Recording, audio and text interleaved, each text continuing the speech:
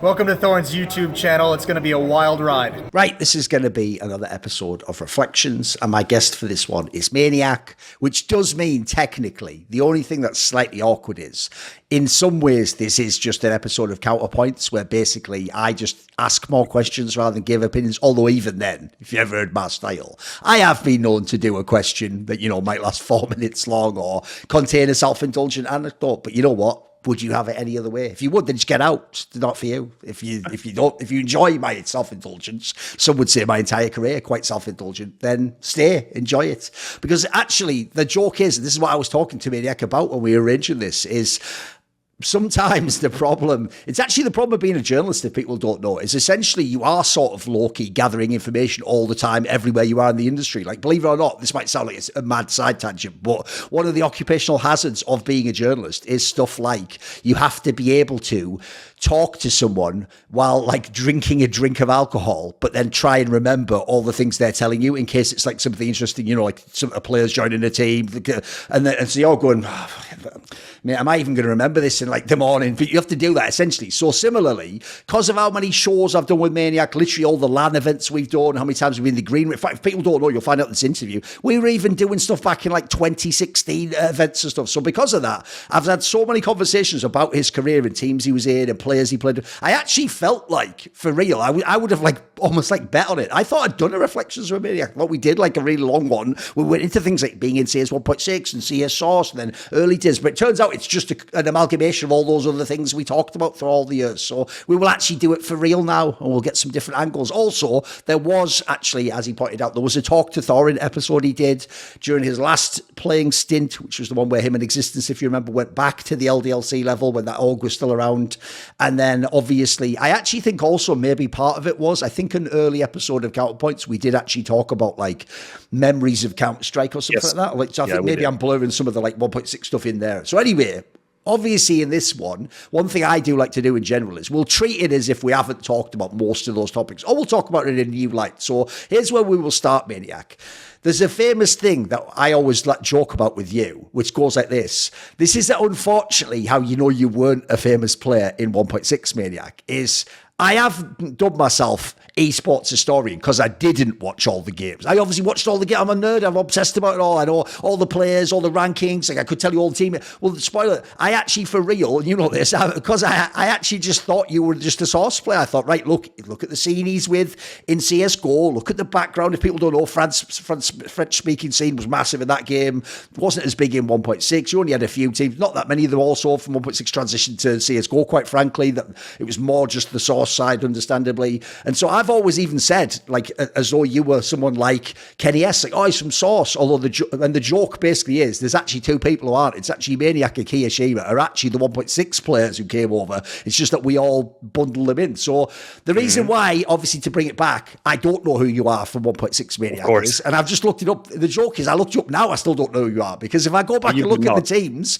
you really are. This is where you're just a Swiss player on Swiss teams at events like ESWC, which were in France. And I'm guessing at the time, are you even semi-pro at this point? Is there even any professional component? What was going on?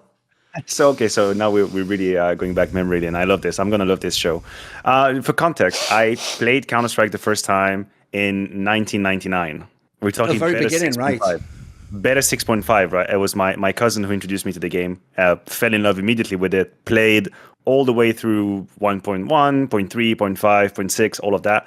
And then 1.6 was really the game where I started to fall in love with the competitive side of it. And at the time, like Swiss esports had a pretty like burgeoning scene. Like there was a lot of LAN events. Like there was a lot of regional events. We had sort of like domestic leagues with finals. You know how it is. It was very bare bone. It was in a gym hall somewhere in a town, and it was like 250 PCs, and you were sleeping under the table or in a Formula One hotel where you had to share a bathroom on the floor, that kind of stuff.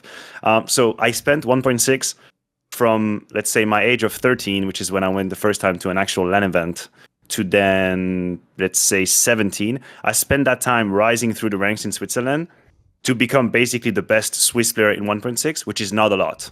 Like this is sort of the plateau I reached. I went through all of the teams that at the time were somewhat active. And then I came to a point when I was a teenager where I would win every single qualifier from the Swiss region that would send you to anything of value. So you're talking about ESWC. I went there. I went to Seattle for WCG 2007. I went to another WCG, I think, in 2009. That was Hamburg, I think. So I sort of plateaued where I won everything there was to be won in Switzerland on 1.6, but it was very, very little. And then whenever we would get the chance to play against the best, we would get smacked. Like I'm talking about, right. I don't think I actually ever won an actual international game in 1.6 against an actual team. I just didn't. Just for context, I still remember and this is a true story, this is very genuine. When we went to ESWC in 2006, that was my first international event. I will never forget just qualifying for it. We got to Paris, that was in Paris-Bercy, so the same hall where the major was then played, where Vitality won, same venue. Paris one, yeah. Exactly, same venue. That was Paris-Bercy at the time, now known as Accor Arena. And there was a rotation of teams, like team 1 through 16 were playing in the morning, and then team 16 through 32 were playing in the afternoon. And I was excited because we got to sit in the same seat as NIP at the time. Okay. You have to imagine, I was a pure fanboy. Like, Duncan, you have to imagine, I was a fan of NIP. I was a fan of Neo, the Polish guys. I was a fan of MIBR. I used to fake nick them in the game where you could change your name in the console. Right. I would name myself Wale and Heaton and Neo and Kogu, like this or Kiko or whoever that was. I used to watch these people on HLSW, which was a program at the time you would use to watch Counter-Strike. You could follow the scoreboard. It was an old school program. And I used to watch these games. And I used to think, God damn, like I wish I could be like that. And so I spent most of my time in 1.6 in that sort of situation. And then I played a couple seasons in EPS, which was halfway through professional in Germany. Teams like Mouse Sports or Alternate Attacks would be there, and I was sort of midfield there in like Hardware for You, for example. It wasn't wasn't a problem to have the language barrier. You could speak German. I learned German through that. Okay. I joined the team. I was speaking English, and then I was kind of thrown in a boot camp, and everyone was speaking German. And I had a decent German basis because I come from Switzerland, and German is very present in Switzerland. Had you kept it up from school and stuff? Did you know like a little bit, like a right. basis, yeah. Right, okay. And then I just had to get through this shit. I just had to talk German because I really wanted to play with better player than myself, because the midfield of EPS Germany was 3 times better than the top of Switzerland. Yes. That's the differential we were talking about. And then I played that game up until maybe 2010 or something. And then when the game itself, the hype in the game kind of died down, I took a few years of absence, and then I came back with Source. So that's the 1.6 chapter. So it's very normal that you haven't heard of me and you were not familiar with me. That is absolutely understandable. When you say that, though, like if people aren't aware, one of the things I actually often think about with CSGO, actually, is when people look at the team, obviously the one in CSGO is big from Germany, and they've had this issue where they've got a couple of people who are like sort of good from Germany, but they don't have like the big superstars at 1.6. The reason why that is so disturbing in CSGO is because, as far as I know, they still actually have all the EPS circuit and stuff, and they have like good prize money. And I remember when I did an interview with Sivison, like the joke is he was spending years competing in those tournaments before you ever had like a big result internationally. Like it's actually a very, very good sort of like grassroots path to pro. But what people won't realize is the era you're talking about was when this was its absolute heyday. Like the money in those leagues back then, just the domestic German league was really impressive. It was like the only actual true, or you could, but as far as I can tell, like you could actually be like professional if you were in like the 6th best team in the league or something. So when you were actually playing in this league, was this actually like a level of professionalism you feel like? I was semi-professional in the sense that I had a contract, but I was paid a few hundreds euro a month. So it's just side money. It was never anything that would have able me to provide to my apartment or anything. Right. It was just like, hey, we put you on a contract. You're going to get a few hundreds here and there. That's the best I could ever get from 1.6, financially speaking. And was there ever any dream as a result? Like maybe because again, another point to make is, like I alluded to before, the 1.6 scene in France wasn't actually like, listen, it was big in terms of there was a lot of people played it, but it wasn't that good internationally, actually. Like there was only the odd 1 or 2 teams. So was there actually a notion when you were in this league of like, maybe I go through the German scene, I try to get into a bit, like I get into alternate attacks or mouse spots, like you're saying? I was hoping for that, of course. I would say that maybe it is a little different with CSGO and then now with CS2, but at the time, they were very strong gatekeepers of the very top community, and it was hard to, if you didn't know the people. I had, for example, so with the French scene, I never really knew the people at the very top of 1.6. Like, you have to imagine, I'm good friends with all of them now, but when I'm in Seattle and I'm watching Emulate win, I don't know any of them. I don't have any contact with them. They don't know who I am, and I don't know who they are. I just know their names. And on internet, there was a bunch of tournaments being organized daily. Like, the scene was very active. I have been banned for cheating a lot of times in the French scene. As in, like, manually, people just watch the demo and say you must be cheating. Exactly. And because people would say, like who the hell is this, like, Swiss kid, like, we don't know about, watch a couple of demos. And then if you remember 1.6 on Nuke, for example, if you knew a little bit the timing, you could wallbang everywhere. Oh, for sure, yes. Everywhere, right? And I was a big nerd at the time. I was playing the game a whole lot, and I was pretty decent for my own sort of level. And plenty of time, people just discarded me and be like, we don't know who this, like, Swiss kid is. Just immediately, like, banned, obviously cheating. So I never really got to be in contact with anyone that had a decision-making power in the French scene. That only happened in Source. And this is where it's funny. This is where my story completely changes, because I get to know the people who are at the very top.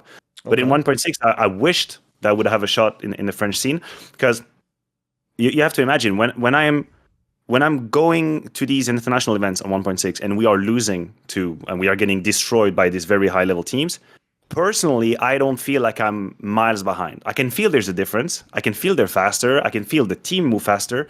But my own subjective experience of the game is not like, oh my God, these guys are 20 times better than I am. I could never do it. No, maybe there was a bit of ego involved, but I thought, fuck, like, I could fight. I can frag back. I can do it.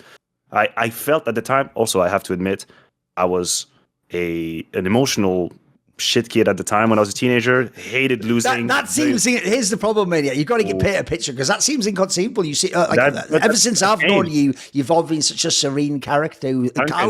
Calmness is one of your strengths, right? Duncan, you have no idea how many keyboards and mice I broke. Oh, really? You're raging? Okay. Yeah, I was a raging kid. I'm a sore loser. I still am. I just learned how to deal with it. All right. Okay. With maturity. But I was a sore loser, and I didn't have my emotions in check when I was a teenager, so I was raging a lot. I was very frustrated. And honestly, like, some of the figures that have influenced my development as a person have come also from 1.6. Like, people talking to me in the Swiss scene, telling me basically, "Hey kid, you're pretty good, but you got to get that shit under control. Right. Like, this is not going to work out." And then, luckily, because my brain is so completely empty, I would listen and be like, "Okay, you know what? I get your point. Maybe I shouldn't break my freaking mouse when we're playing." Like, but I was very frustrated. I was very emotional, and I always hoped I would get that sort of call out in a French scene. That never happened. So I took it in a German scene. Right. And then 1.6, 2010, 2011, it kind of died down a little bit. The funds were sort of taken out of the leagues that I was playing in, and this is where I kind of let go of that branch, and then someone from the French team came and poached me for Source. That was the next step. By the way, if anyone out there has footage from an old LAN of Maniac Rage, and all I'll say is every TO in the world wants this footage, and we will play it on stream. Just send it in. We will play it in a fun segment on stream, because that would just be so surreal to see you just fucking raging like. I was really a big rager. Guilty as charged. What is the thing then? If you're actually like nerding out in the game, you won't, because one of the problems, believe it or not, sometimes with these interviews is, especially back then. I mean, the joke is like the time you're playing it now, like YouTube barely existed, etc. So it wasn't like back like in the modern day where, like, I always say the problem a modern fan has is this. I think they have the same problem in sports, mate. They don't understand how pervasive media is now. So they don't understand that, like, in 1992, like, we didn't have like a Twitter to go like, oh my God, did you see the dunk that Michael Jordan just did? Like, you just heard a story or you watched like a documentary, you saw like a clip, like, so in the same way back then, you actually have some pros, by the way, didn't watch the other pros, or they essentially just played in fact, back then, I'd even say, mate, there was a division between pros and fans, and people who were pros didn't tend to do what fans did, like watch demos and care about the other. They really did just like, it was like a sport to them. They just play themselves. And they can tell you based on their games against someone if they're good, but they haven't watched like a POV or studied them, right? If you were actually nerding out a bit, maybe you can tell me, because I always think one of the sad things is, because they're all from fucking Source, I can't ask any of the modern CSGO players who are French, what about MSX? Because this, if people don't know, kind of was the Ziwu or Kenny S of 1.6 from France. Yeah. Like, can you give me some thoughts on this player? So as a person, I've never really actually met him or interacted with him. I don't really know who he was. I only have like hearsays from other people who would tell me that he was at times a little bit emotional and hard to work with, but that's hearsay. It's not no like first degree interaction. But my understanding of MSX was that he was a playmaker, very versatile player, which is something I had so much admiration for, because he was the kind of player that in whatever situation you find himself in, he could turn it around. Like he could. Like, there was an element of unpredictability of whatever would happen whenever MSX was involved. That was very, very interesting and captivating about how he was playing Counter-Strike. And then you had, like, this is what I really liked about this whole Emulate project, is that they had different sort of identities and profiles in there, like the calm of Matt, and then Hart's play style, calling style, and then MSX on top of that. MSX was one of the first players that I was really a fan of, although I have to say, since I come from a later or earlier generation, I think the first few names that really stuck in me was like Oligan, if that speaks to you, like Good Game Oligan. Yeah. Or Sniper at the time, like Eye, Urdo, all of these guys. That was the first sort of generation that I valued as professionals. And professional is not even the term at the time, just strong players. Like people have to realize that you don't see things in the same categories as we do now. They were just very strong players. Yes. And that was it. And I think this is part of the reason why I've been now in this industry for so long, and I still love it so deeply, is that you have, as I said, you have to imagine I was sleeping under the table at LAN events. Oh, I was sleeping under this my is really old school floor. stuff. Yeah, exactly. I'm sleeping on the floor. Yeah. And I'm still having the time of my life, and my parents are coming over to pick me up on Sunday, and I'm heartbroken because I have to go back to school, and the LAN event is ddone. And this LAN event was nothing special. It was 200 people, and we were just playing. But I fell in love with the competition in the game, and so this was the purest of Counter-Strike. I'm glad we are where we are now. I don't want to go back. Oh no, sure. It's a whole complete different universe. Like, here's the obvious question. Like, you alluded to it earlier, but I'm going to guess, like, this is one thing I always think is so silly about the game, is like, I'm going to guess Maniac wasn't some like supportive element like fucking in this era. I'm guessing you were just fragging, right? You were just, everyone was just a player back then, right? Be ready for that. Come on. Be ready for that. Come on, hit me with it. I was an AWP. Okay. This is a true story. Right. This is a true story. Were you good? Were you good for this level? For the Swiss level, I got the award of best sniper of the year. Okay. Yeah, okay, now, all right. I probably have this memorabilia piece somewhere at my parents' house or something. Yes, I was what you would. Bro, here's the obvious question: where the fuck's the frag movie? Where's like the Maniac at 1.6? Bro, I could find like Matrix soundtrack. Okay, hit me up then. I want to see it. I can try. I want to see some no scoping. Okay. I never had like an individual frag movie, but I have a bunch with like my older teams and like events and all. Yeah. I could hit you up with that. Okay. No, I was what you'd call like a combat style opera. Like I used to, how the fast scope was working at the time. Oh, people don't know it was even better in 1.6. It was actually accurate. If you could really aim at the center of the screen, it was good. You could just like literally just move around and just do what Zywoo does now, but just it was much easier. Yes. Because that's the fight. You just move around and then you just like quick scope, like left click, right click, bam. No, I used to love that shit. I was an AWP most of I was hybrid, but I would pick the AWP whenever I wanted. Also, the rules of Counter-Strike were not as clear as they are now. We didn't really have the roles in the same way. Yeah, exactly. Like, I used to always have an affinity with like smaller bomb sites on the city side, for example, because people were leaving me doing my own shit. Right. Like I didn't have to report to anybody. It's like I play train, I play B, I can be aggressive whenever I want, and I pick up the AWP if I fancy it. And if you're not okay with it, well, screw you, because I'm the best in this team, so I can do whatever I want. That was my Swiss years. So we're far away. That's a far cry from what happened then in CSGO, but it helped me see the game in a different way.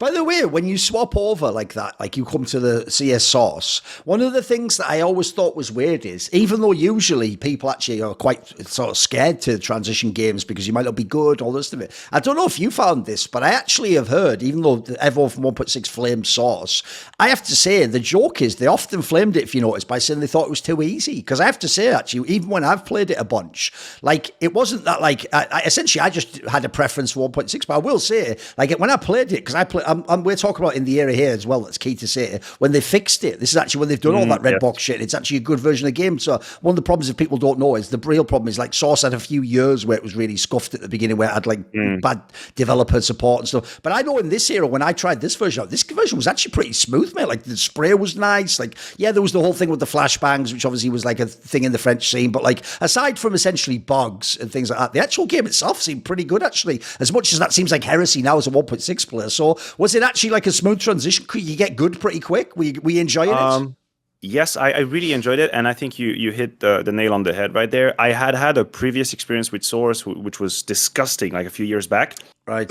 Because I thought the game was really in a bad place. And then when I was studying my bachelor degree in 2012, I got a call out from a Source player from the French scene who was in a team at the time who was, let's say, between top 3 and top 5. It was called Crystal Serve in the French scene.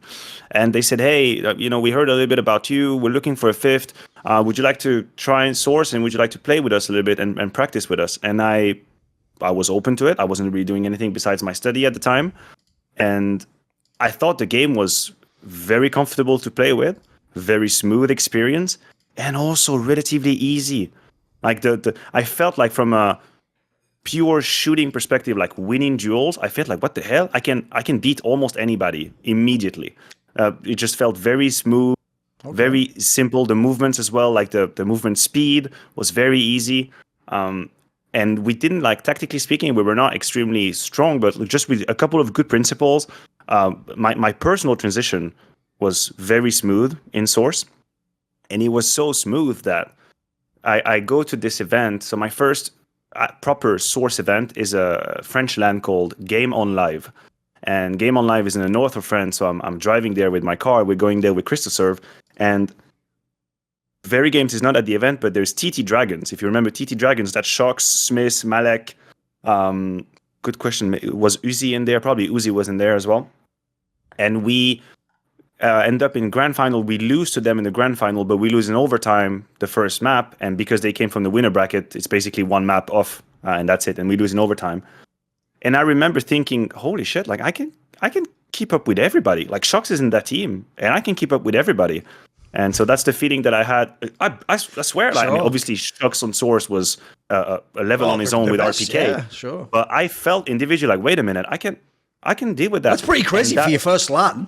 You already felt like I'm mixing up immediately, right? Okay. Yes, and I became probably very quickly the best player of that team, which obviously had a ceiling, but I became the best player of that team.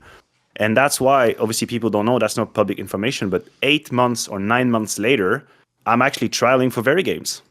But it was just behind the scenes, you didn't make it through. It was so what happened at the time was that NBK was considering going inactive for a while, like motivation issue, wasn't exactly sure he wanted to keep playing the game. And he came to me and he said, hey, we play the same roles. You seem like a good fit. You're an interesting player. Would you like to try and trial for my position in the team? And I said, like, fuck yeah, of course. Like, I'm still a competitor. It's been now 9 months that I'm witnessing Very Games and sort of the start of my adoration and admiration for Existence and his way of thinking about the game. Like, this is where I get to meet all these guys. And I'm like, yeah, I would like to try. And I played in his account in practice for about 2 to 3 weeks. And then he decided to keep on playing, and they very logically kept on going with NBK, because why the hell would you remove NBK when, at the time he was an absolute beast. So I didn't enter Very Games on Source, but this was a key moment for me, because this is what gave me contact to everybody in the scene, and this what legitimized me for a lot of the best Source players. And then suddenly when Go comes around the corner, I know everyone. Like, I'm in the inner circle. I've broken through this barrier that I was talking about in 1.6. In Source, I actually know everybody. And I still think that these 8-9 months in Source, although not extremely successful, were key for me. They changed my whole career, and they probably changed my whole life when it comes to Go and after that. By the way, around this time period, this will sound like it's out of nowhere to random people listening, but it's obviously something I wanted to ask about. You've told us behind the scenes the story, but you did once post on your Twitter one of the most epic images of all time, which is that Maniac used to DJ on the side back in the day as like DJ Quicksilver, which is, by the way, a hilarious name as well. Wasn't it? Quicksilver. No. Wasn't it Quicksilver? No, it was DJ Mathieu S.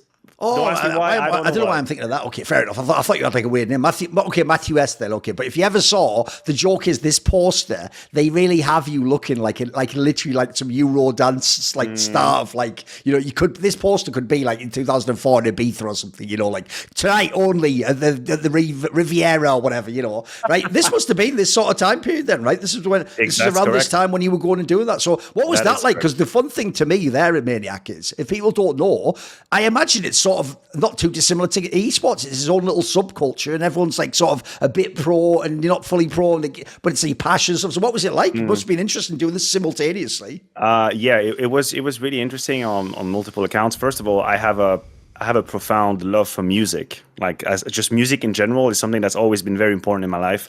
I have an older brother who is, I'm going to do quick math right here. He was born in 71. That makes him 53 right now.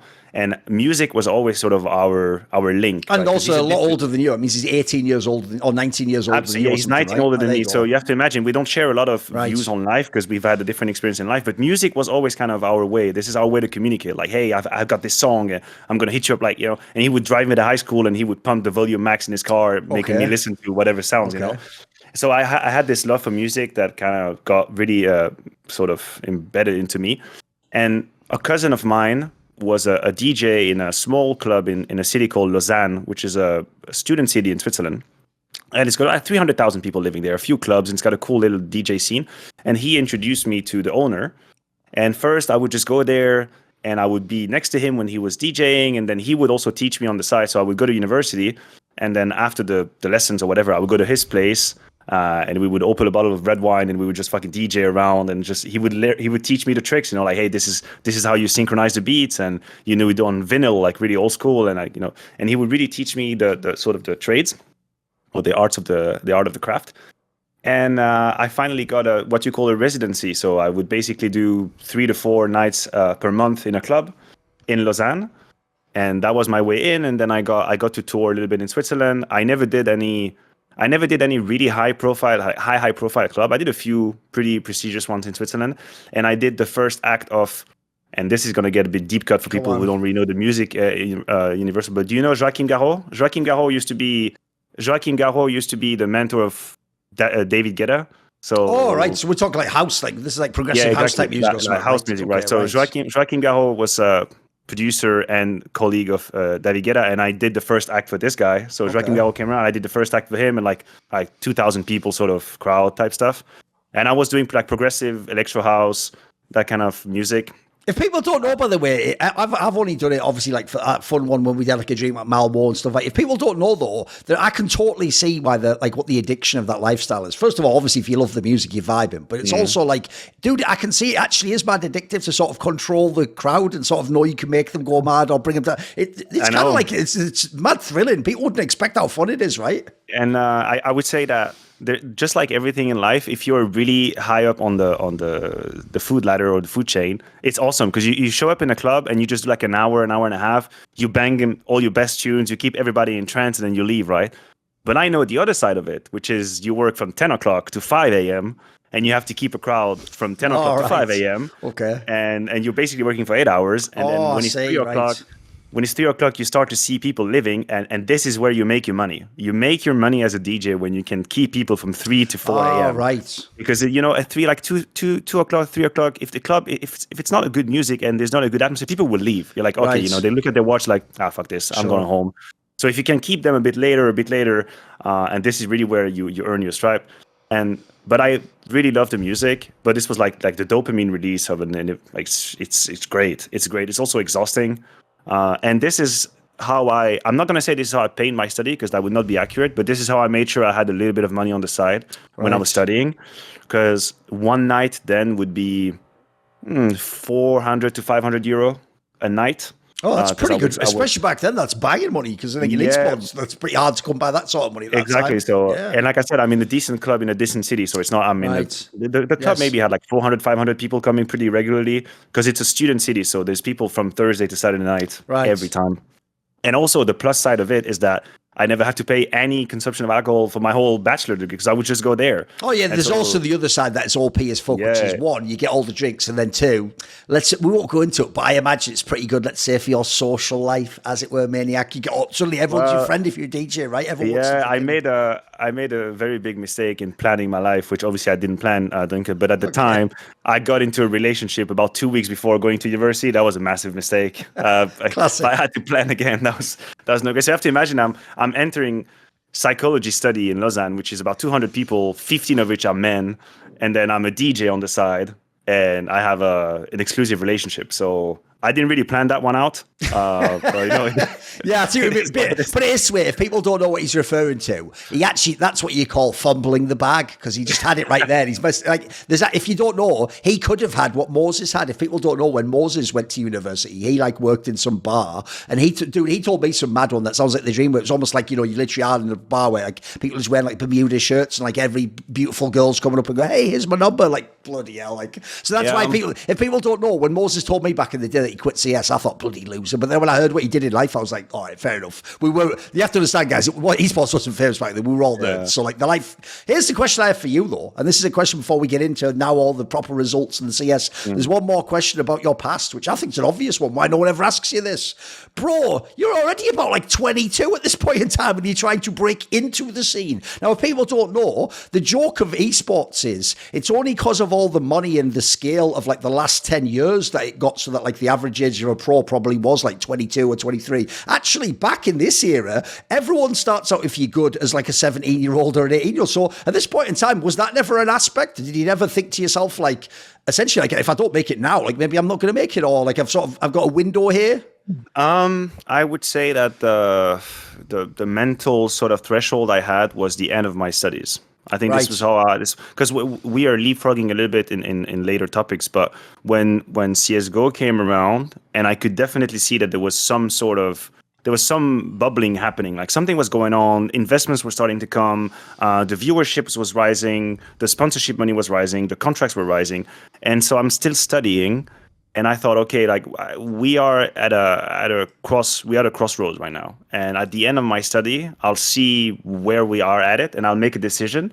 But I would say that from 2012 to 2014 or 2015, I have not made an actual conscious decision to say, okay, now I'm going to go in esports. Right. That is it. This is my way. I'm going to become an esports player. That's it. I was more thinking, okay, I'm having an incredible time here. For as long as I can maintain my study and gaming, I'm going to keep doing it, and I'll see where it leads me. I think this was my mindset for these 3 years, and it's in 2015 that I actually made the decision. Right. The one thing I have to ask about the source period, because it was obviously only like a year if people don't know, is, as you say, it's not like you just joined the scene and then, normally it takes people a couple of years to even get like established.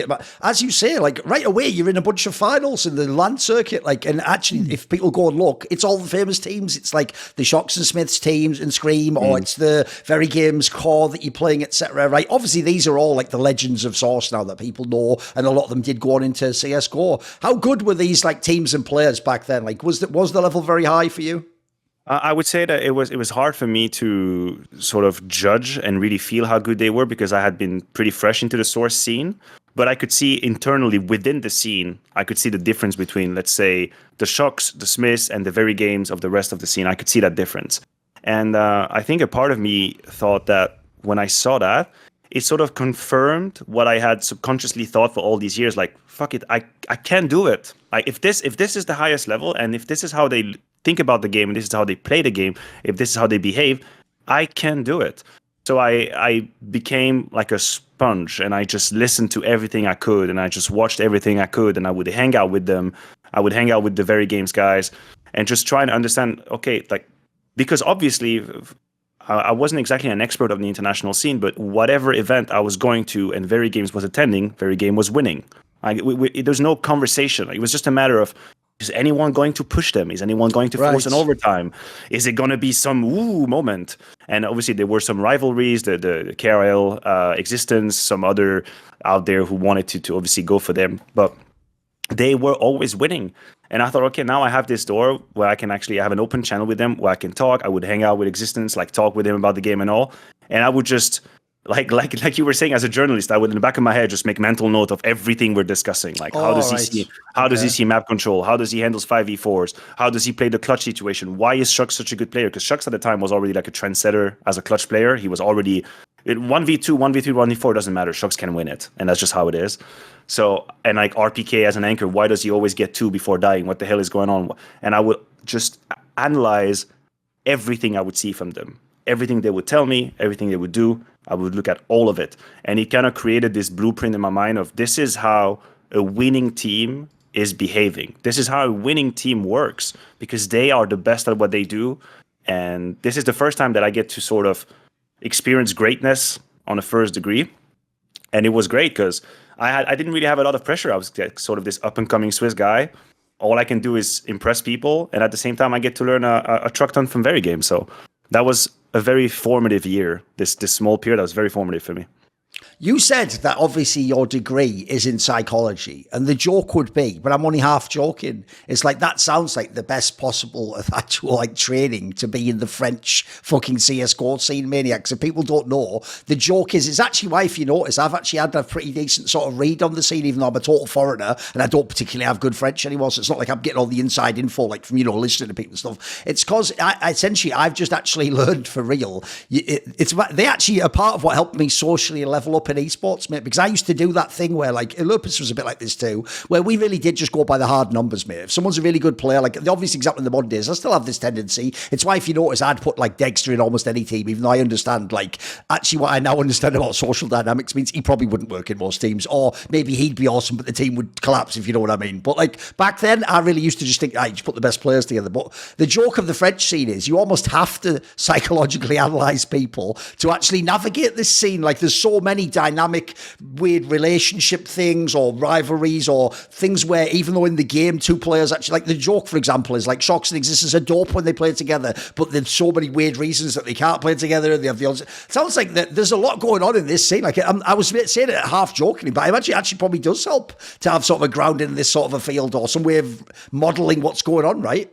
I don't really know. I mean, obviously, I imagine the fact that I got to learn so much about like interpersonal skill, like communication skills and kind of conflict de-escalation, that kind of stuff, obviously probably helped a little bit. But I would say that in essence, I've always had an interest for the human being in all its form. And I think the social form more than anything else, although I've done a little bit of neuroscience and I have a decent background on it, but I've always had like an interest for the person, for the people. And I think, as you mentioned, part of navigating an esports career is also to be able to socially navigate the waters and know who to be in good relationship with, how to handle some of the potential conflicts that come up. But the thing is, at the time, I'm not really an insider of the scene, so I get to only know like the outskirts of whatever conflicts happening. It's more like in CSGO that I started realizing, okay, shit, like we're actually behaving like a bunch of kids. But this is also where like people need to understand, when we do this like rollback, the scene is nowhere near as professional as it is right now, and the stakes are much lower. And what basically happens is that we are a bunch of glorified kids who are good at a game that is becoming a discipline. But for the longest time, we would just behave however the hell we want. And it's absolutely not optimized. It's not constructive. It's sometimes we're using our time like idiots. We're misbehaving. Famously, the French scene was as good as partying, as training. Everyone loved it. Yeah, of course. But again, like some people ask me, hey, do you have regrets? And I'm like, I think we did the best we could at the time. Like, we were not aware of like, we had no sort of self-consciousness of, hey, this is an incredible opportunity you're getting right now. You have to understand, like, you have to get this in order and you have to do this better and you have to be careful. This came with the years, like with the years and years and years of esports. People started realizing, wait, maybe I should be careful with how much I sleep and how much I drink and how I treat my teammates and how I behave as a person and as an athlete. And like, all of these considerations came way later. We were pioneers. I know they were professionals and semi-professionals in 1.6, but Counter-Strike Go, like global offensive, took it to a new level. And I feel like 2014, 2015, 2016, we were pioneers of that. And yeah, we were, I don't know, there was so much ego involved. But it was also, there was beauty in the purity of it, right? We loved the game and we were competitors. And I wanted to fuck you up. It doesn't matter that I'm going to make, like, you have to imagine, I went to the semifinal of a major and I made 10,000 euro. Like I'm not in it for the money. Like this, Sure. we're not in it for the money. We're in Titan. We're ranked number 4 in the world, and I'm making €4,000 a month. That's great, but I'm not in it for the money. I'm not making €50,000 a month. That's just not what's happening. We're in it because we love the game and we want to be better than anybody else and we want to beat them. But there's a whole lot we were doing wrong. There's a whole lot we were absolutely doing wrong that I can never debate it or I can never argue against that. Right. One of the interesting things is we can actually now get into a lot of the themes of your CSGO career, because the cool thing is, if people don't know, the first team Maniac was in, he immediately basically, it's like the core of what becomes a bunch of his future teams in later years, because immediately you hook up with Apex and Happy. You obviously were in the LDLC lineups years later and have played in different forms throughout your careers. You obviously know them, etc. Right. The interesting thing for people that they might not know is these two are also sort of like semi-outsiders. Like they'd had like their chances for a little bit in Source with some of those teams. It's like but they weren't the main people in these like Shocks and Smith teams or the very games. They were sort of themselves just on the outskirts. So when you came to this squad, like were these people, how did you hook up with these people in CSGO? How did it come about? I think you pretty much were on point and on the money on that one. Both of them, Happy, which at the time is called Amstad and then was going to rename Happy, and Apex, they have both played one way or another with the Very Games project prior to CSGO coming up. And for Happy, I'm not exactly familiar as to why that didn't work out. But for Apex, I know that there was obviously an angle of like emotional management and being overly aggressive and very much out there, both as a player and as a person. And so I think when they realized that they couldn't actually be in that project, which is the project that everybody wanted to be in, then the question is, okay, so how do we beat them? Right? If we cannot join them, let's beat them. And Happy kind of positioned himself as a potential opposition to Existence playstyle as a leader. He had his way he wanted to play the game, which became the famous like 4-1 late lurk sort of vibe. And he was very clever. Like Happy still is an extremely clever person, extremely intelligent individual who I could trust in, like in his way of leading the game. He had flaws, of course, but I could see like he definitely understands the game. And I could also see that Apex had, at the time I didn't suspect it, but I had a feeling that he had a passion for the game that was very unique. And I think history has already now established that he has one of the most pure fire for the game that there ever exists. So when I realized that and they wanted to build a project together, I thought, yes, of course. Like this is the next best thing I can do in the French scene. Like if I cannot go to Very Games, if I cannot go to TT Dragon, that is it. This is the next best thing I can do. And we're gonna play all of these French events and all of the BYOC events, all of that. Like I used to take my computer flying to Birmingham as a carry-on luggage, like holding my computer. Okay. So I would go there. People don't know, and I'm not saying that as I don't want to receive rewards now after the fact. I don't at all. But like the things we were going through just in order to play, sure, just for the passion of playing and the call for competition. And so yeah, we realized, okay, this group of people right there, like Apex, Happy, myself, this is the core that is going to give us the best chance beating Very Games and beating TT Dragons. So let's do it. And so Apex came to my house a bunch of times. He was living like 2.5 hours away from my parents' house. He came to my house a bunch of times and we would just boot camp, like literally just side by side, 2 monitors, 2 PCs, farming the shit out of the game, trying to find new things, new ways. And that's, yeah, I guess I'm 22. He's slightly younger than me. But yeah, this is, that's 2013. That's 2012, 2013. So I'm 22, 23, and we're farming the hell out of the game. And this is when, like, Mad Cat's event starts popping up, CSGO Heaven, like the Vienna one, the Prague one. This is when CSGO is starting to kind of pop up. Yeah. I drove to these events from my house. We drove there. Okay. With the car, like 10 hours. How far is it from fucking Switzerland to Prague, mate? 8 to 10 hours. Okay. 8 to 10 hours, depending how you drive, right? Enough. And we drive there because that's our only way. Like nobody's going to buy me a flight ticket. It's my own money, right? And so that's pretty much how we start in CSGO. And that's how we position ourselves. And then when the money starts coming in, because it is obviously a key factor in this whole story, when the money starts coming in and sponsors start to get invested and interested in the French scene, obviously Very Game is on lockdown, so they go down the list and like, okay, who is this like extensive guy?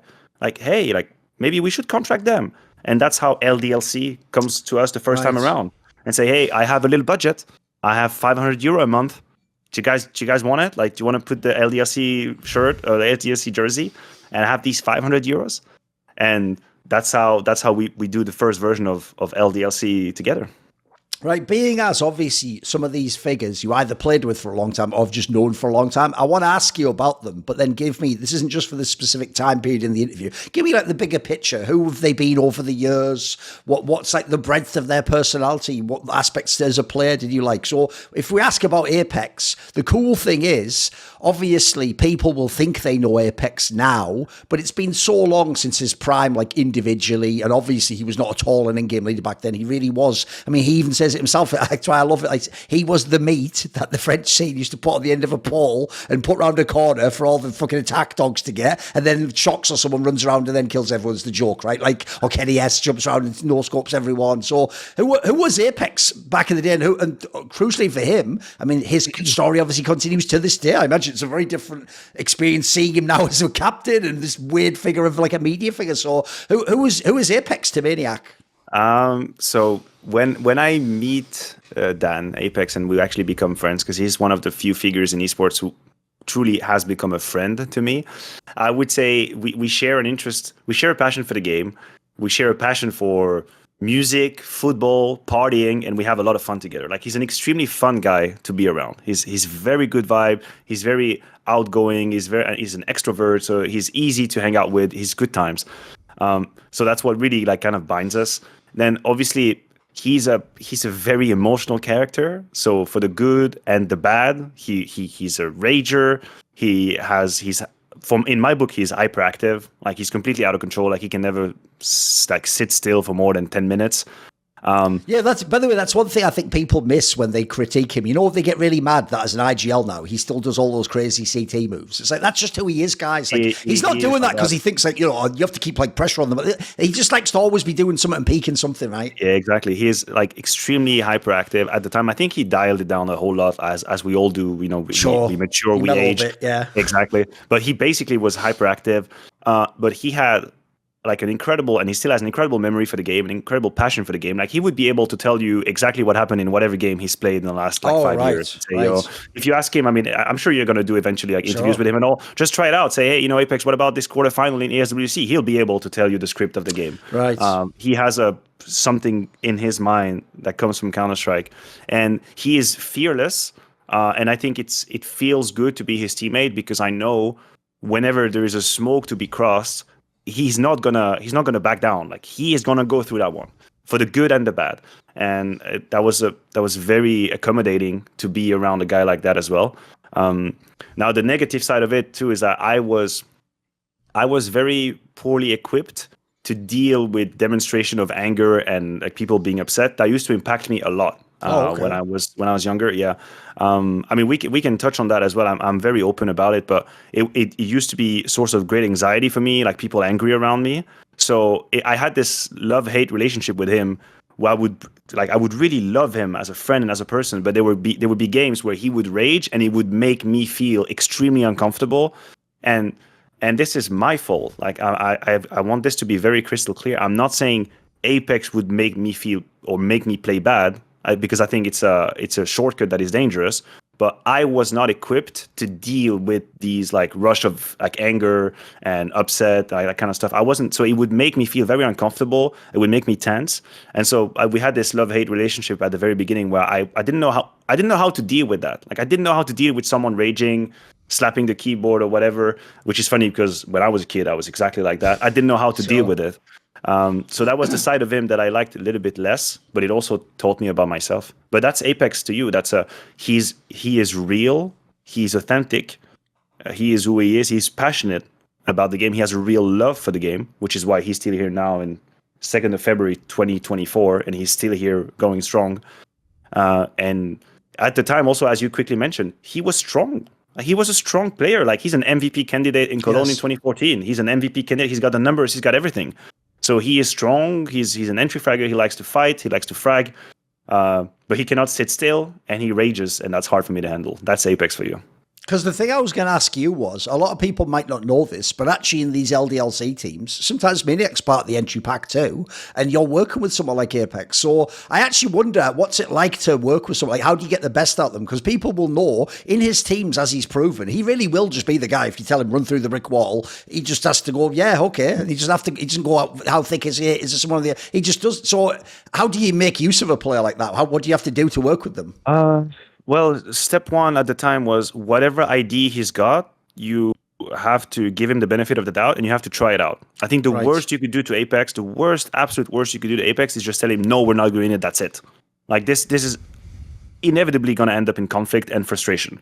So he's someone that always had ideas about how the game was played. Whether these ideas were good or bad, you could always debate that. But if you just told him, no, we're not doing it, he would not be capable of hearing no as an answer and just continuing with the game as if nothing happened. You know, he would get like tense in the team speak and all of that kind of stuff. So you would have to give him the benefit of the doubt, let him do what he wants to do, and then sort of be able. It's like I worked quite well in teams with Apex because I, as a player myself, was a source of calmness in general and good vibes, and I was able to like deal with what's happening in the team.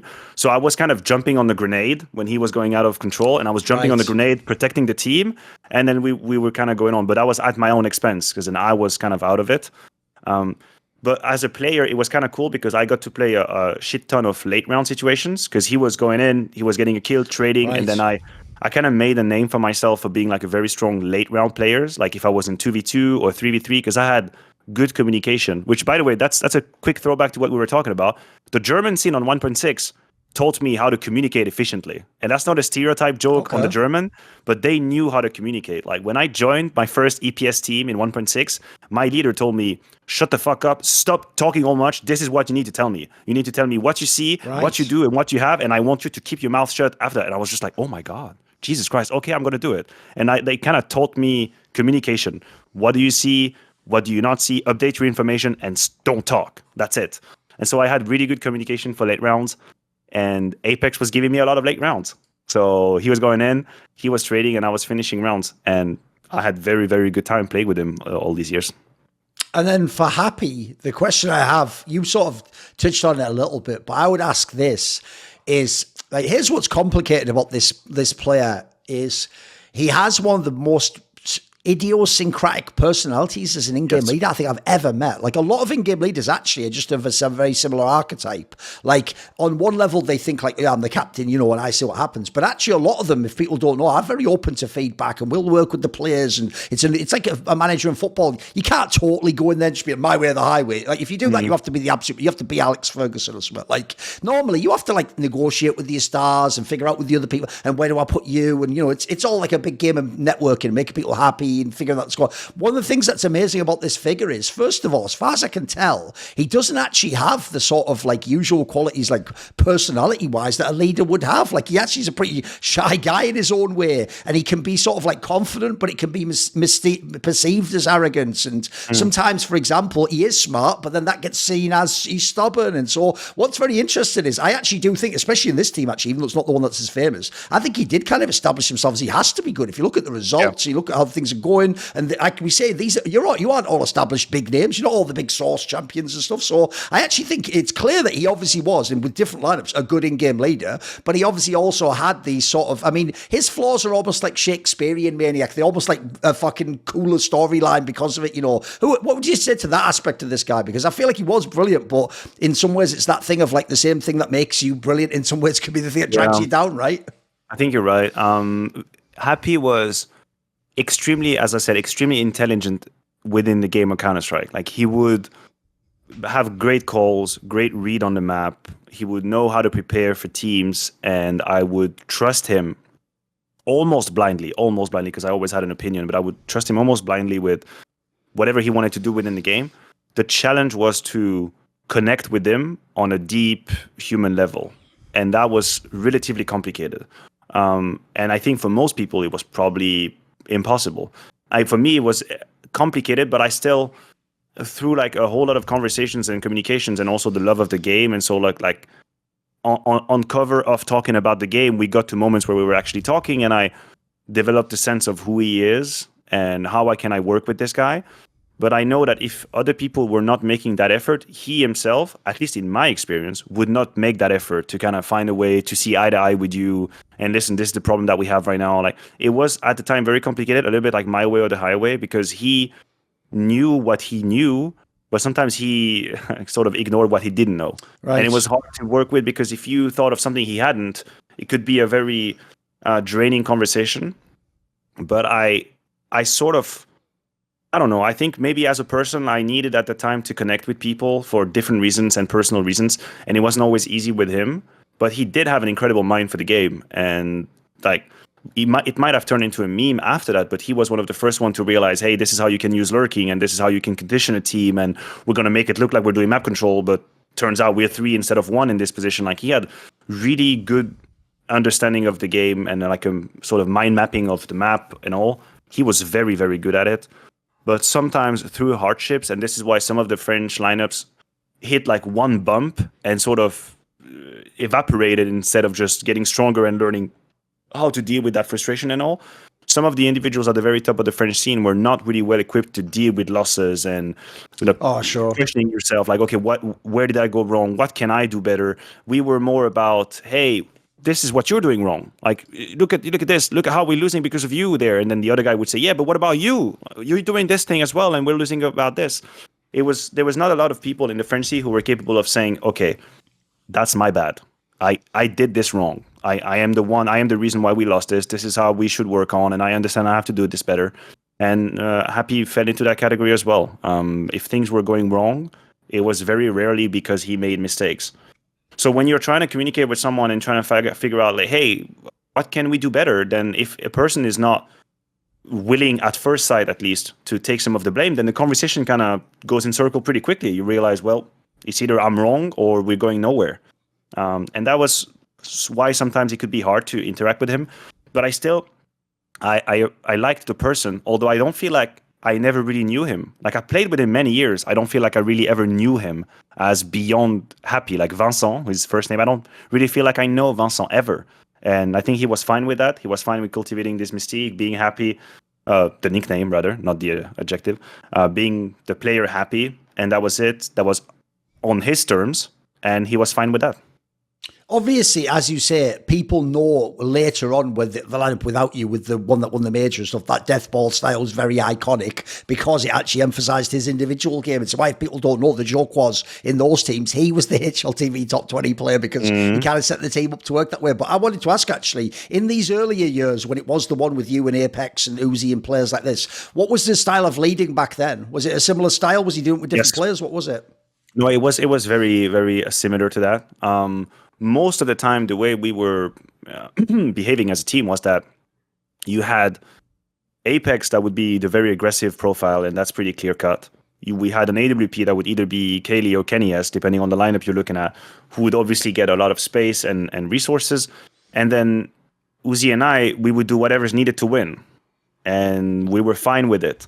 So you always kind of had to find a compromise between the 3 key pieces of the sniper. Well, let's just say Kenny S for the sake of the conversation. Kenny S, Happy, and Apex.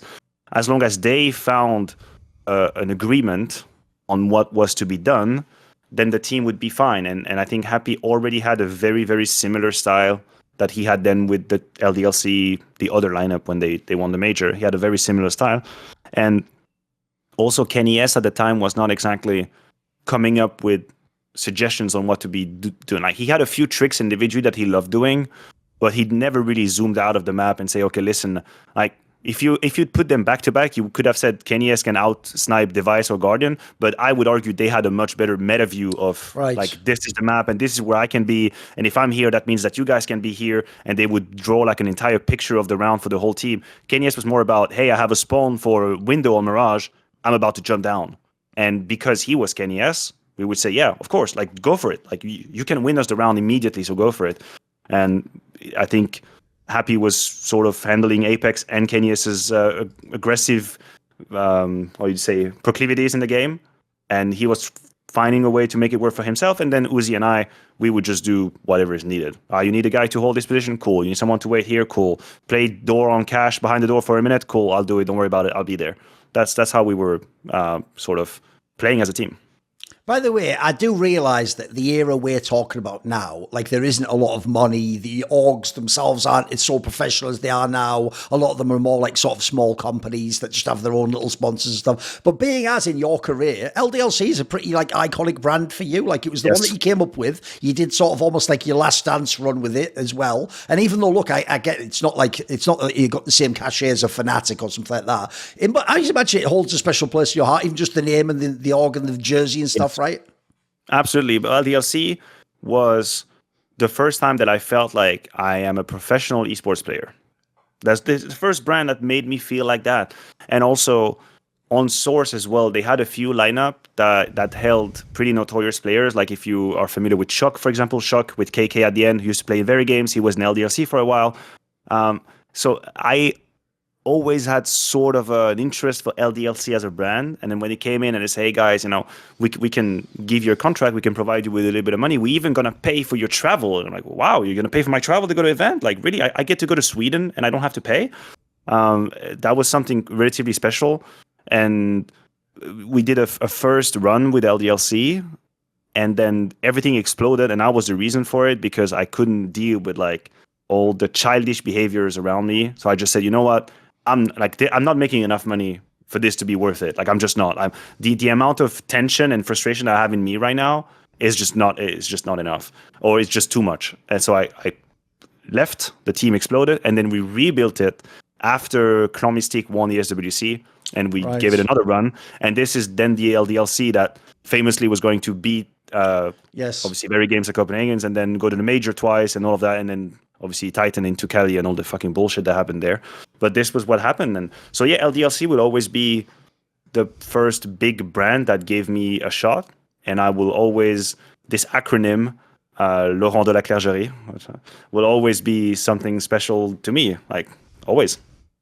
Right, obviously, as you referenced yourself, one of the cool things about this time period, as we're like getting going in 2013, I was like, this is when NIP's on top and Very Games is always second, and then they're swapping players. Is famously the one swap that always happened in the French scene was when Kenny S would leave the Very Games team, Shocks would come in and they would sort of swap out, and you guys got to have Kenny S. Like, and even though, look, obviously, this isn't like 2015 Kenny S yet, but I always tell people, dude, he might have had some issues when he was younger, like raging, or like you say, he wasn't a super cerebral player. But dude, I remember like, because I wasn't from Source, I remember the first CSGO events watching this guy when he was in Very Games. Man, his actual skills, though, mate, from this guy, like, if people don't know, you can only compare to people like Ziwu. He was a prodigy, right? He was unbelievable. I know, he was. He 100% was.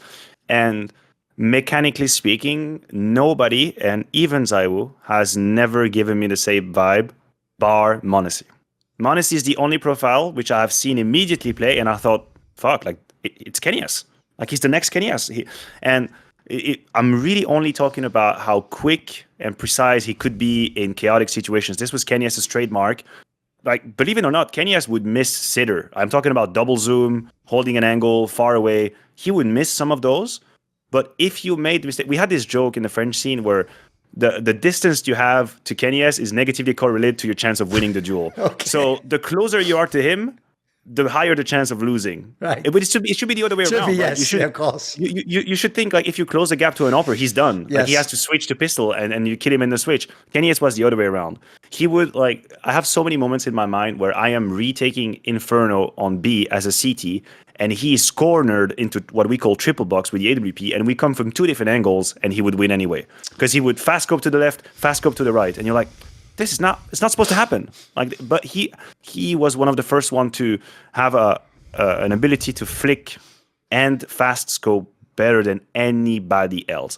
Nobody was touching him. JW could be a little bit out there as a sniper, and he had some crazy moments too. He was sort of in that vein, but nobody came close to Kenny with what you could do close quarter combat with the AWP.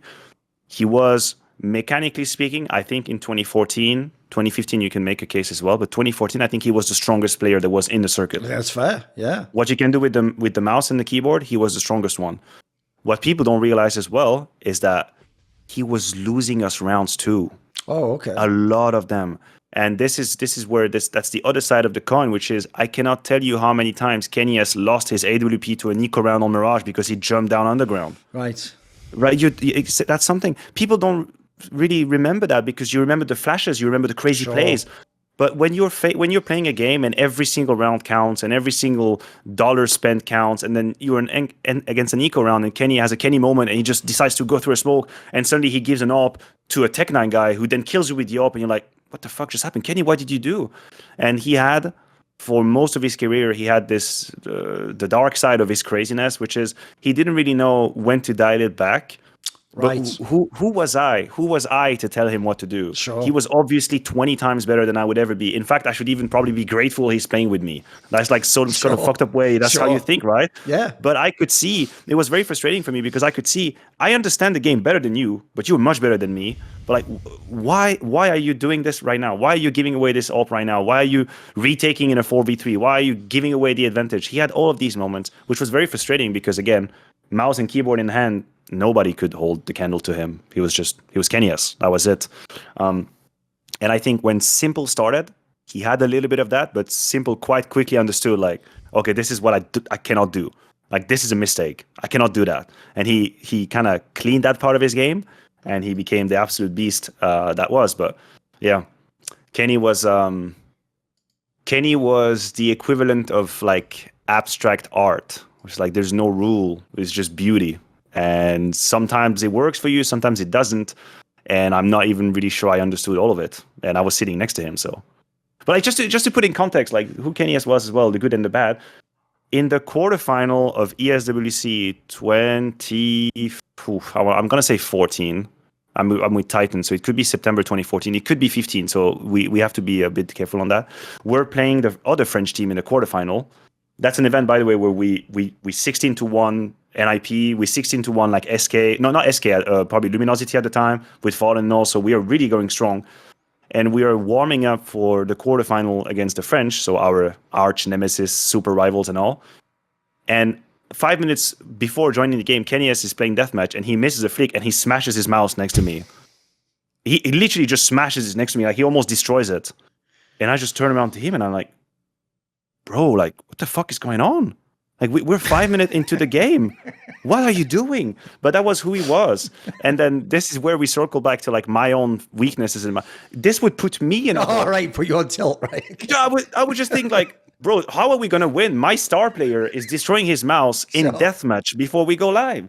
So a part of me would think, like, well, okay, that's lost. GG. And then I would be a fucking bot, you know? So this is on me. But that is the side of Kenya's people don't really know, right? But that, I think, that is never going to take away anything from the genius that he was, and the fact that he created a very unique style of playing in Counter-Strike, and he's always going to be a legend in the game for that.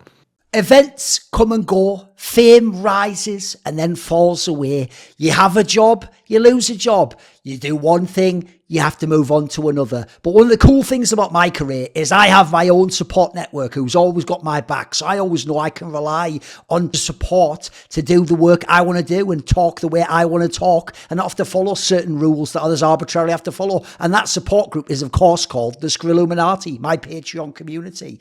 This video and all the others on my channel was kindly supported by Matt Pugnaccio Rakula, Frisky, Ahmed Hadju, Tobias Bernasconi, Toucan, Tosh, Jensen Go, Animosity, and you know it, always my main man Jerky's minion, rocking with me, ride or die. Would you like to suggest a topic or a guest for a future episode of Reflections or a talk show? Do you want teasers? Find out who the upcoming guests are? Maybe you want to ask me a question for my video AMA, where I tend to go quite in depth, or perhaps you want to take part in one of those really long donated discussions where we talk about whatever you're into in esports. Well, if any of those perks or any of the others catch your fancy, join the Skrilluminati today via the Patreon link in the description box, where? Down below.